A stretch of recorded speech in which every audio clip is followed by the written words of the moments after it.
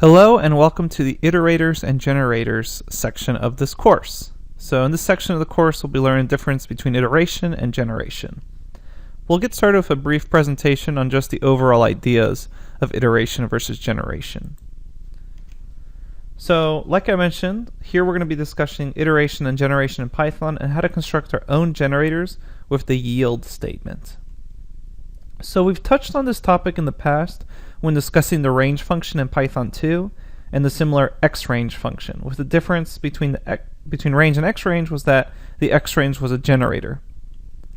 So let's talk about creating generators. We've learned how to create functions with a def and the return statement.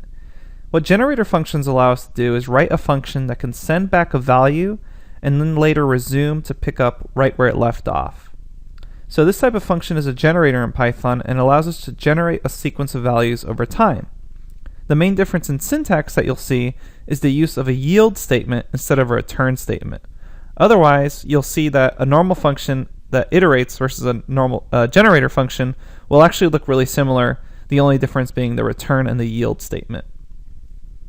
So how do generators work? In most aspects, a generator function, like I said, appears super similar to a normal function. The main difference is when a generator function is compiled, they become an object that supports an iteration protocol. So that means when they're called in your code, they don't actually return a value and then exit. So you can think of range just return the list and then exited. The generator functions will automatically suspend and resume their execution and state around the last point of value generation.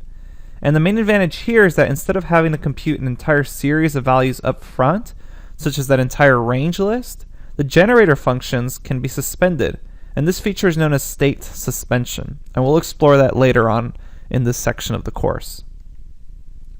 So why use generators? Generators are best for calculating very large sets of results, particularly in calculations that involve loops themselves, in cases where we don't want to allocate the memory for all the results at the same time, just as I mentioned back in the range lecture. And like I mentioned, we noted before that a lot of the functions in the standard library that return lists in Python 2, such as range, have been modified to return generators in Python 3, because generators are a better way of creating those objects.